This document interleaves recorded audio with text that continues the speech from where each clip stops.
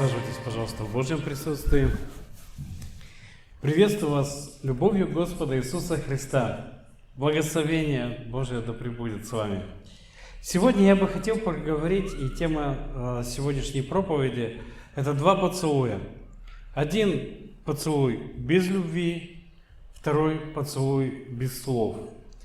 Давайте повторим. Первый поцелуй без любви, второй поцелуй без слов.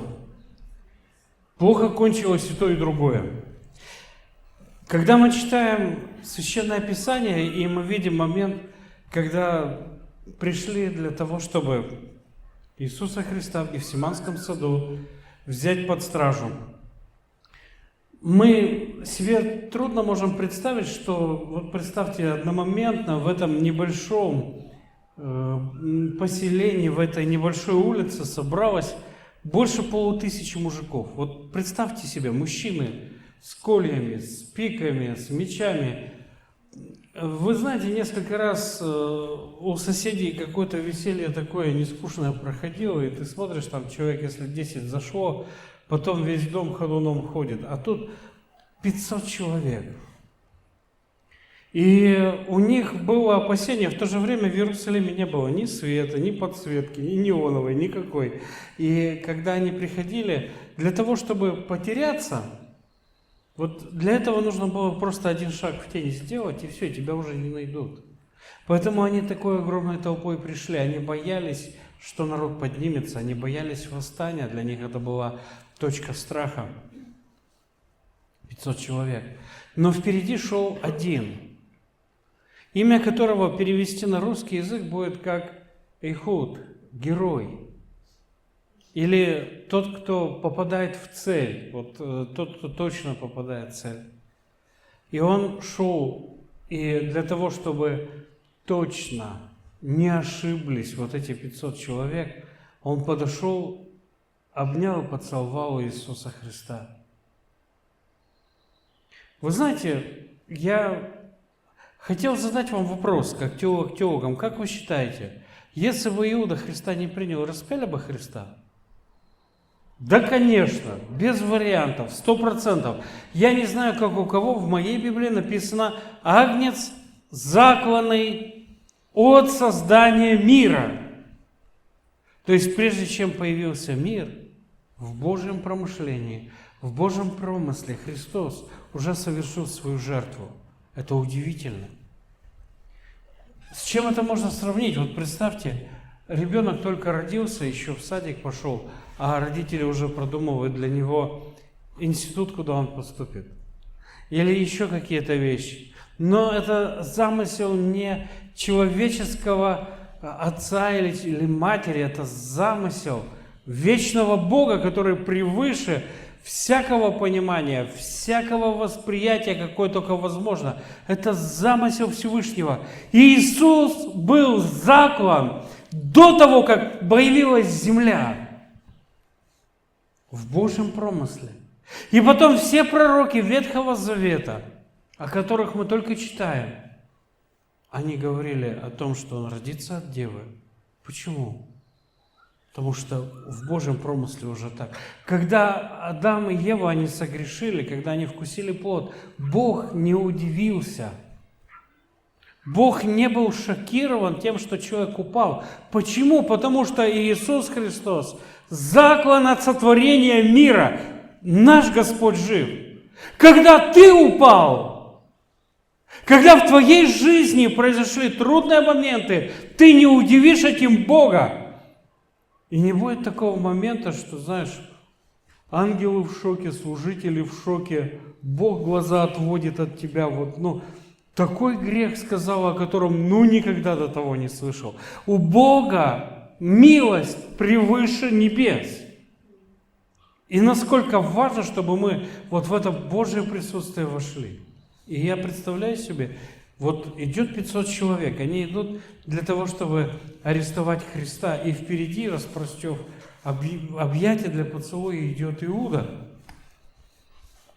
ставя себя на место Спасителя. Господи, прости, пожалуйста, но вот Я бы ему передние зубы вырвал, вот просто взял, и они тебе больше не пригодятся, а ты через 2 часа повесишься. Вот просто оторвал зубы и еще бы добавил, но Господь в своей любви, в своей милости, непонятной для меня, непостижимой в моем представлении, Он его спрашивает: Иуда, а ты не целованием ли меня предаешь? Наш Господь, Он вечен, Он всемогущ, вездесущ, Он всезнающий. И это был шанс Иуде для того, чтобы Иуда мог покаяться. Он подошел и поцеловал, но не было ни любви. Была любовь, но к деньгам. Потому что Писание говорит, опять же, вот пророческое слово, что Иуда, вот все его сердце, все его естество, оно было направлено на то, чтобы приобрести землю. Очень человек сильно хотел кусок земли в Иерусалиме. В Иерусалиме земля всегда была недешевая. В Иерусалиме земля всегда стоила очень дорого. И я думаю, что он, глядя на тех, кто приходит, на тех, кто уходит, он смотрел, ну вот им в жизни повезло. Вот были бы у меня родители, которые мне квартиру оставили в Иерусалиме. Были бы те, кто мне оставили там автомобиль или еще что-то. Вот любил бы меня Бог, вот не хотел бы я сейчас с этими апостолами 3 года, ночевал непонятно где, встречался непонятно как. И в момент, когда мы читаем про Тайную вечерю, а это великая честь, братья и сестры, участие в Тайной вечере – это величайшая честь, которая только возможна. Сколько личностей туда пришло? Кто-то скажет 12 апостолов. Нет, не 12, еще Христос был, 13. Но была еще одна личность. В Иуду вошел сатана. Во время великого праздника Пасхи в Иуду вошел сатана, и он тоже туда пришел. Правда, в один из моментов он вытащил его, и Писание говорит, не устоит нечестивый в собрании праведников. И мне доводилось много раз видеть, когда человек принимает для себя решение жить в каком-то грехе, жить в каком-то вот таком негодном вещи. Господь открывает для него вот эти объятия, но он уходит. Иуда ушел для того, чтобы потом прийти и поцеловать, чтобы уже точно не ошиблись. Чтобы уже точно знали, вот это он. А то какого-нибудь раба словят там по ошибке и распнут. Нет. Иуда проследил, чтобы взяли именно Христа. Это был поцелуй без любви.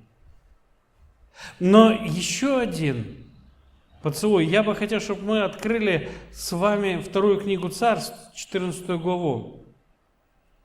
Мы будем читать про Авессалома. И вот смотрите, в Евангелии, во 2 книге Царств, 14 главе, с 27 стиха написано: «И родились у Авессалома 3 сына и 1 дочь по имени Фомарь. Она была женщина красивая. И оставался и Авессалом в Иерусалиме 2 года, а лица царского не видел. И послал Авессалом за Иоавом, чтобы послать его в другой раз. Но тот не захотел прийти к нему, послал в другой раз, не захотел идти. И сказал Авессалом слугам своим: видите участок поля подле моего, там у него ячмень, пойдите и выжгите все огнем. И выжгли слуги Авессалома тот участок поля огнем. И встал Иоав, представьте, для военачальника пришли люди, сожгли его посевы, сожгли его, вот то, что должно было ему денег принести. Авессалом очень тонко попал в то, что заставит шевелиться человека, который военачальник, который своего не даст никому и так далее. И он побежал разбираться, и когда он прибежал и сказал Авессалому: вот я послал за тобой, приди сюда, и я пошлю к царю сказать, зачем я пришел из Гесура. Лучше было бы мне оставаться там. Я хочу увидеть лицо царя. Если же я виноват, то убей меня». И пошел Иав к царю и пересказал ему это. И позвал царя Авессалома. Он пришел к царю и пал лицом своим на землю пред царем, и поцеловал царь Авессалома. И 15 глава начинается со слов. «И после сего Авессалом завел у себя колесницы, лошадей и 50 скороходов». И начинается вот этот момент, когда Авессалом начинает бунтовать против отца и уже запускает вот то дело, которое он планировал много лет. А давайте подумаем, сколько лет Авессалом это все планировал. Как выглядело 50 скороходов? Вот представьте себе, вот он едет на палантине или на какой-то телеге, вот на чем-то, да? А впереди бежит 50 тунеядцев, цель которых в чем? Вот эти 50 человек, они бегут и кричат: «Сейчас пойдет царский сын». Вот идет большой важный человек. Ну-ка дорогу давайте. Вот прямо перед ним идет 50 человек. Впоследствии из этих 50 будут те, которые будут строить шалаш для того, чтобы изнасиловать жен Давида. Это те, которые будут возглавлять ополчение, это те, которые будут участвовать. Если какой-то человек шел в этот момент в суд, а вы знаете, в суд люди довольно не приходят. Ну, вот правда. Не так давно был в суде, и я под впечатлением. Но что-то там ни одного счастливого лица не увидел. В суд обычно идут, у кого есть какая-то обида, что-то неправильно, где-то вот криво поступили. И каждый идет уверенный в том, что прав он, к нему неправы. И вот когда на суд к царю шли, а там очередь, как еврейское изгнание, там в 40 лет, и они подходили, а Авессалом обнимал и говорил: «Вот если бы я был судьей в вашей земле, тебе бы сюда идти не пришлось». Конечно, в деле ты прав. Вот ты прав, ты молодец. И человек уходил и думал: вот Авессалом ведь вот настоящий. Написано, что не было столь хвалимого и любимого, он вкрадывался в сердца, но он вкрадывался в сердца людей для того, чтобы разрушить жизнь и свою, и Давида. С чего же начиналось это все? Давайте мы, для того, чтобы нам как-то это, может быть, лучше понять, мы откроем вторую книгу Царств, 13 главу. Даже, наверное, несколько раньше. 12 главу с 1 стиха.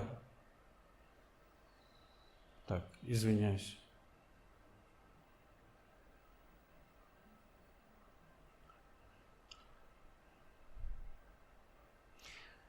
С 13 глава. «И было после того у Авессалома, сына Давидова, сестра красивая по имени Фамарь.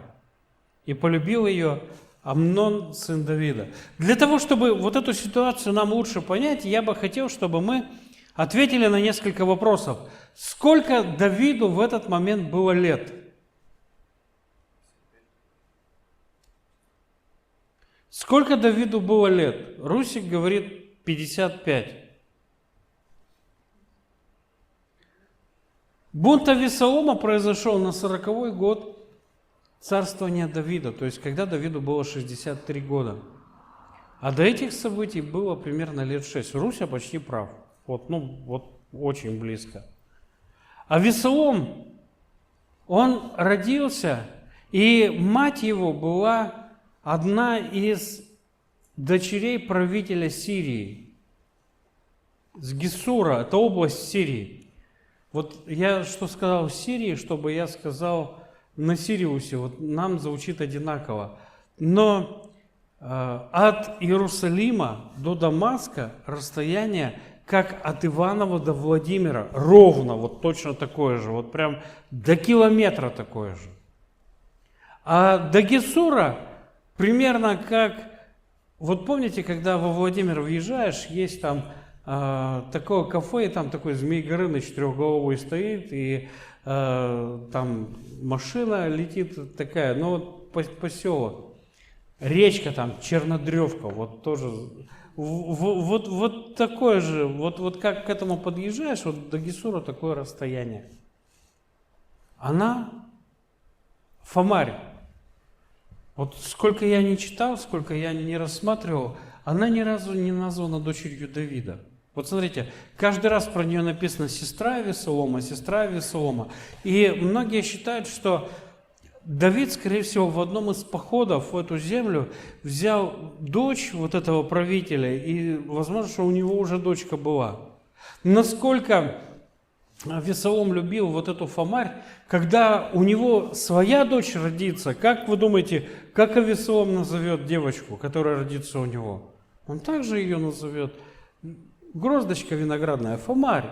Вот она дорога ему настолько, что свою дочь он также назовет впоследствии. Ни разу Фомарь не называет Давида отцом. Вот когда читаешь 13, 14, 16 глава, Фомарь ни разу не говорит про Давида как про отца. Каждый раз она говорит царь,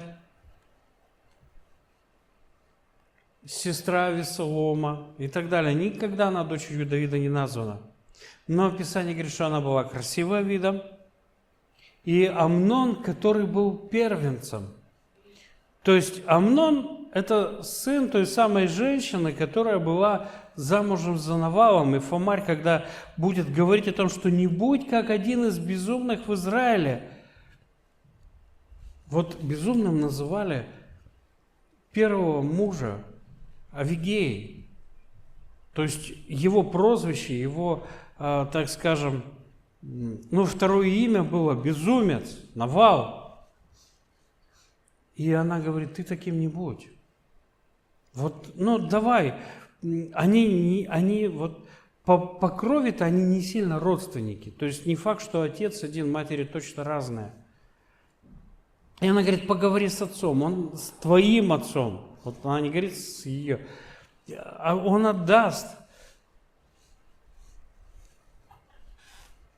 Но произошло страшное.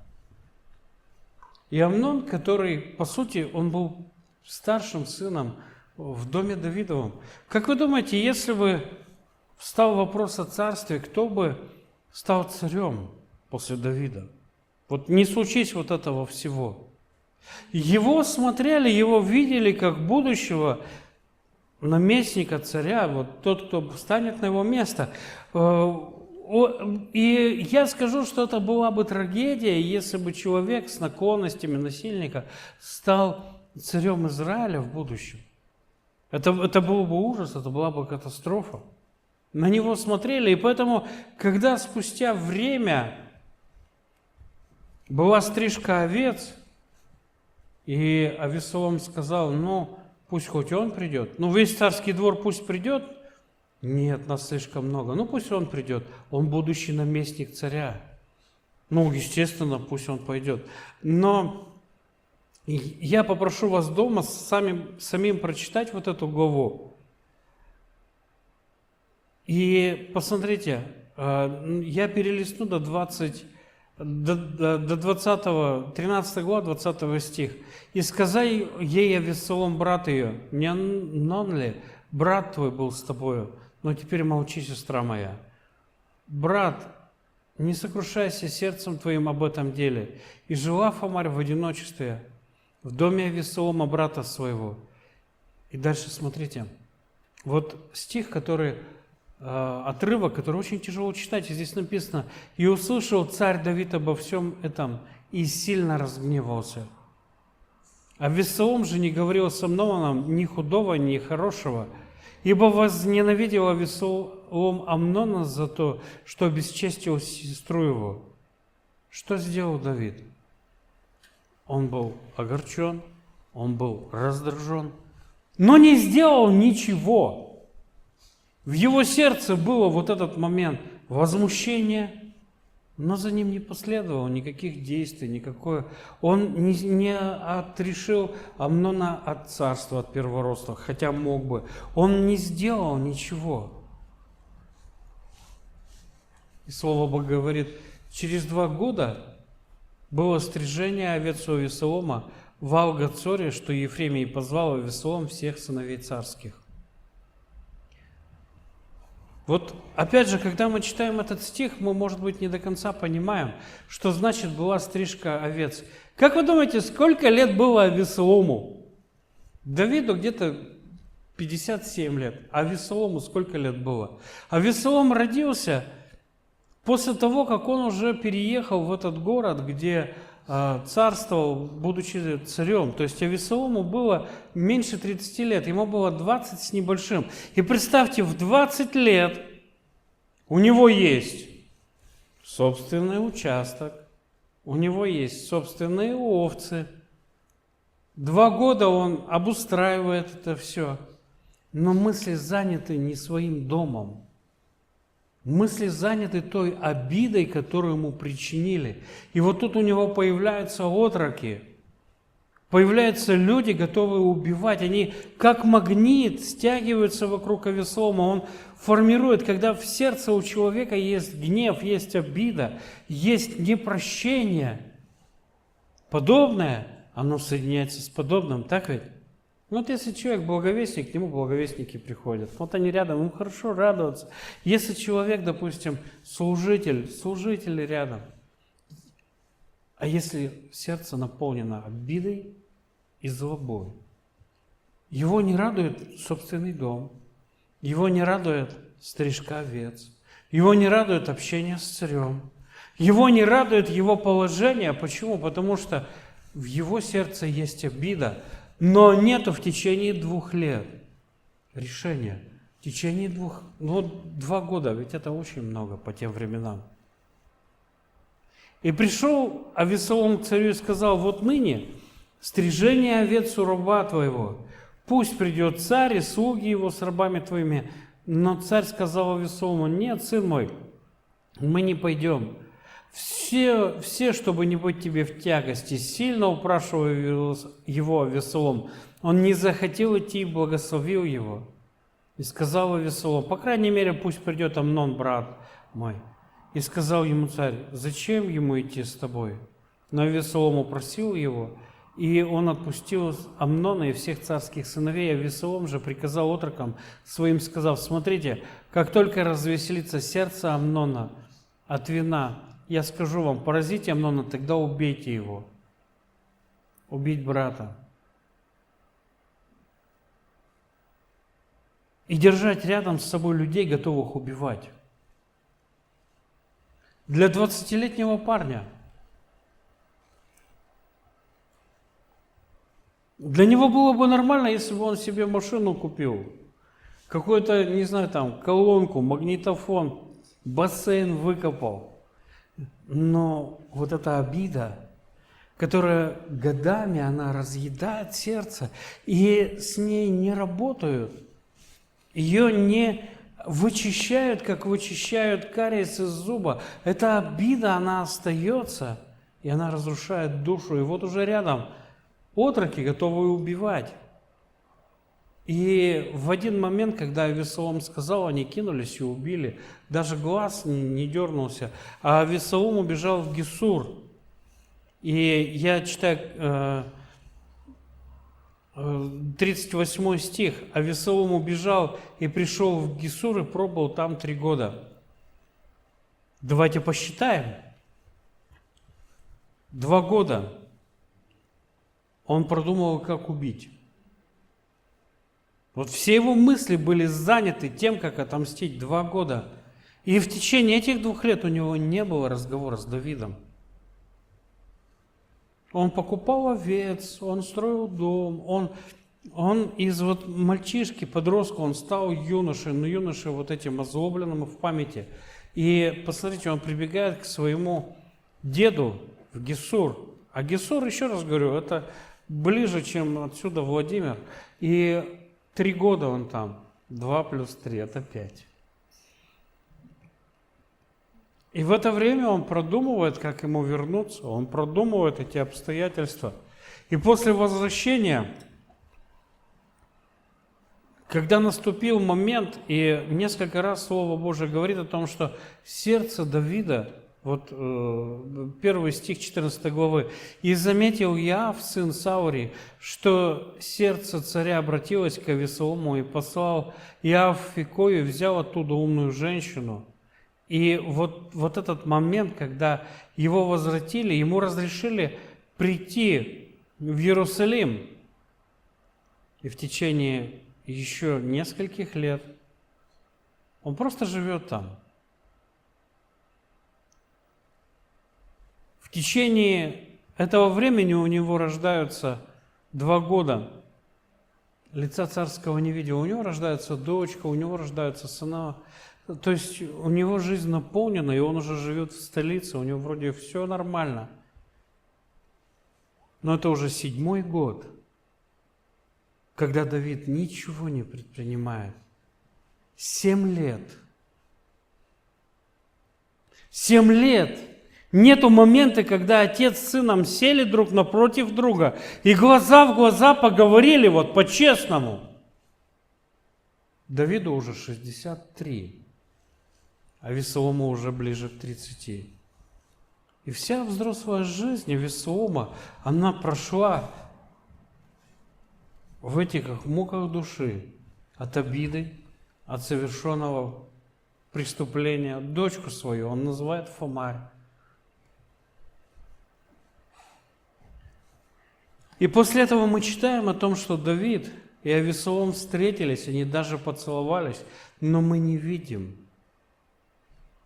что они поговорили после этого.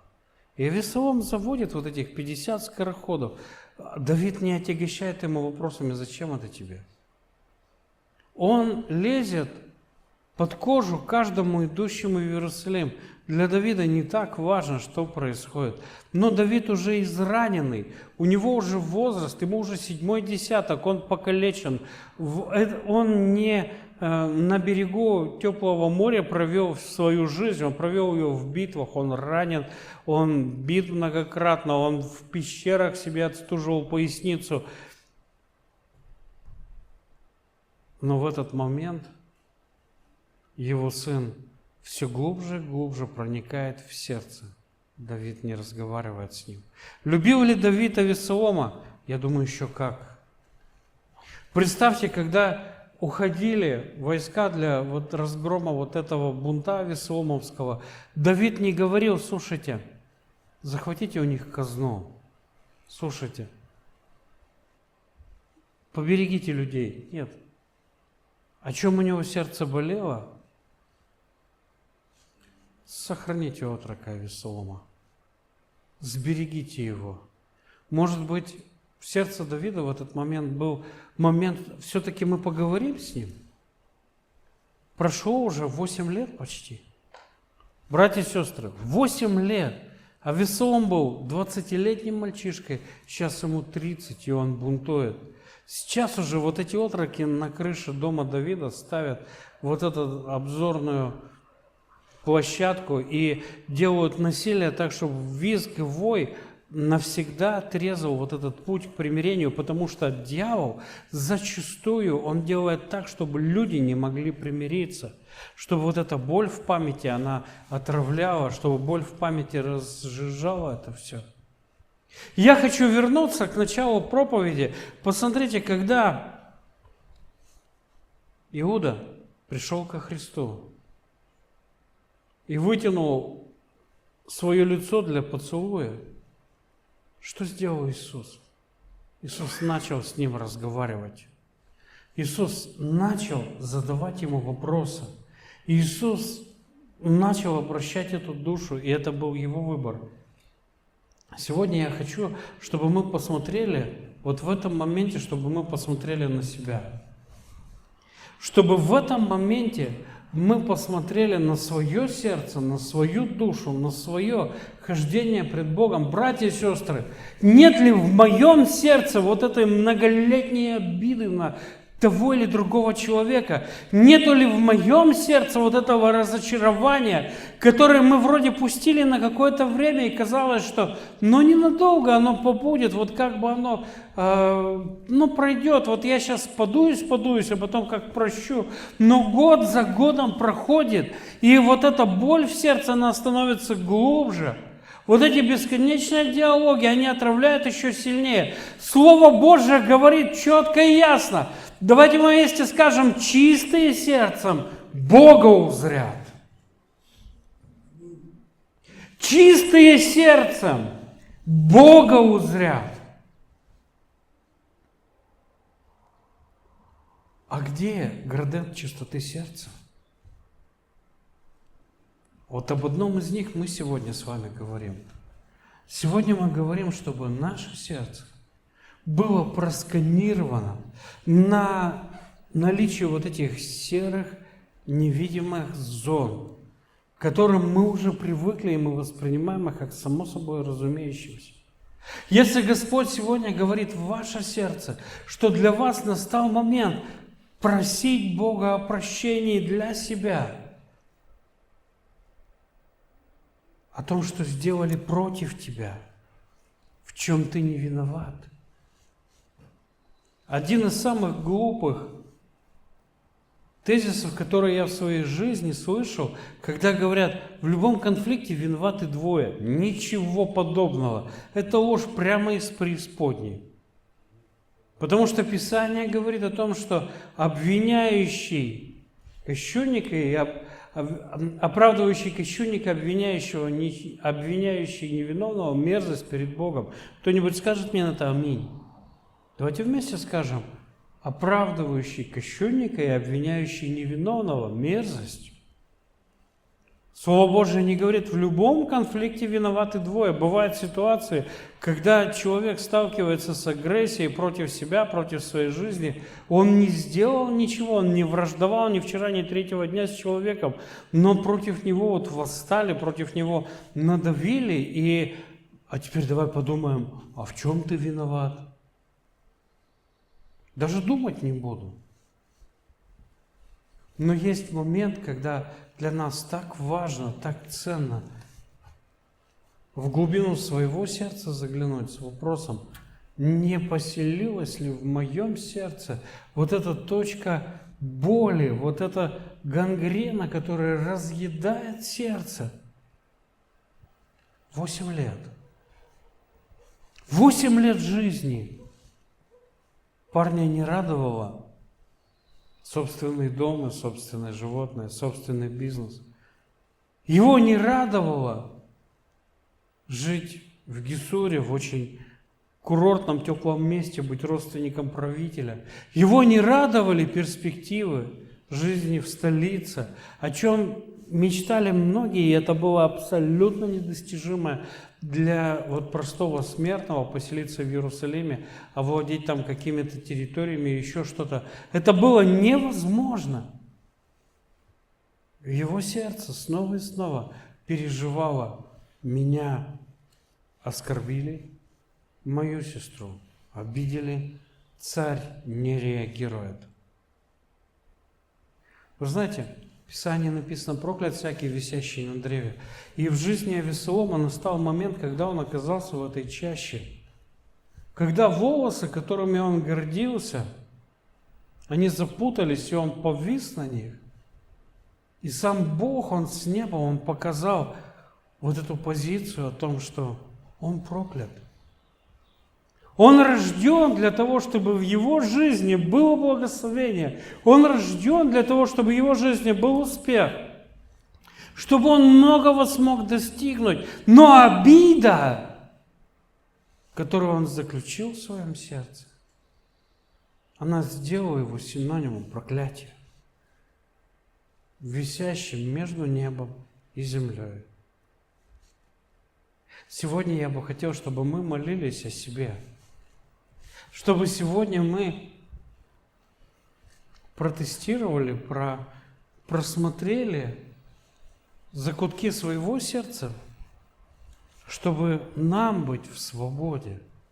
чтобы нам чистым лицом смотреть на Господа, чтобы нам слышать голос Его.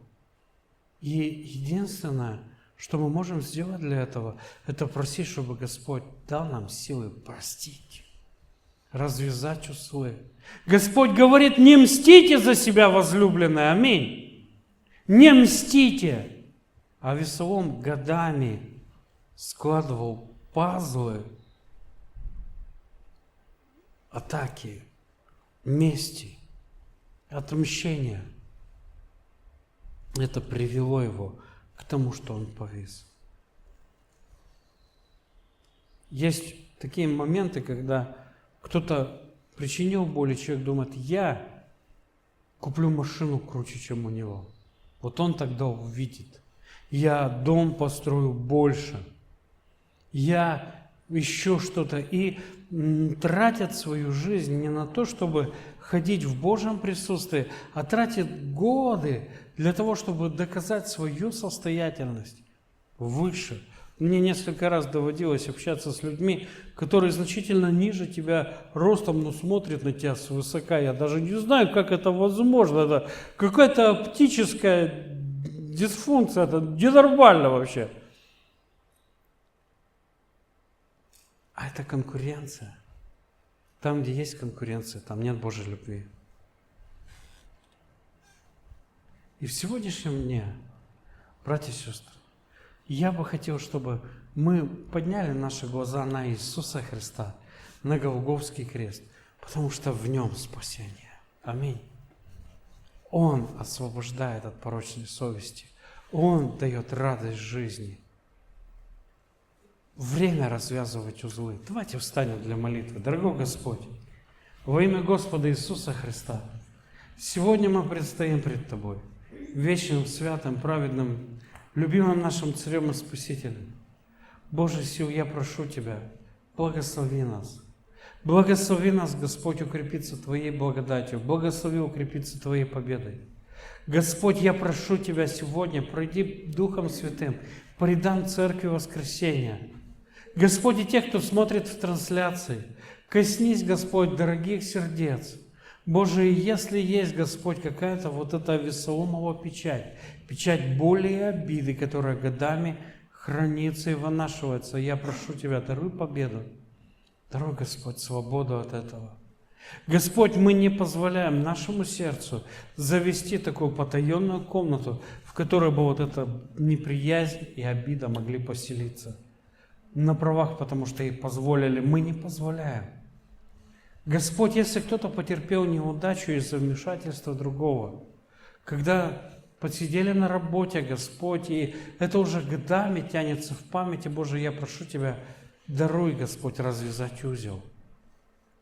Если кто-то хотел жениться или выйти замуж, но в этот момент кто-то вклинился в эту историю, и ему кажется, что его жизнь из-за этого разрушилась. Господь, я прошу Тебя сегодня во имя Иисуса Христа, даруй, Господь, увидеть глаза и понять, что ни один волос не упадет с головы без воли Твоей. И я прошу Тебя, пусть, Господь, придет свобода. Пусть придет, Господь, момент, когда развяжутся узлы, и будет, Господь, благословение на голове Божьего Сына и Божьей Дочери. Если кто-то считает себя обиженным и огорченным, и эту обиду Господь вынашивает на стол для того, чтобы этим блюдом питаться, сегодня я прошу Тебя, освободи. Пусть придет победа в Иисусе Христе. Пусть придет благодать на благодать. Ты наш Искупитель и Царь. Тебе за все честь, слава, хвала и поклонение Отцу, Сыну и Духу Святому. И народ Божий скажет: аминь. Поверни к соседу, скажи: не обижайся, ты не Авесолом.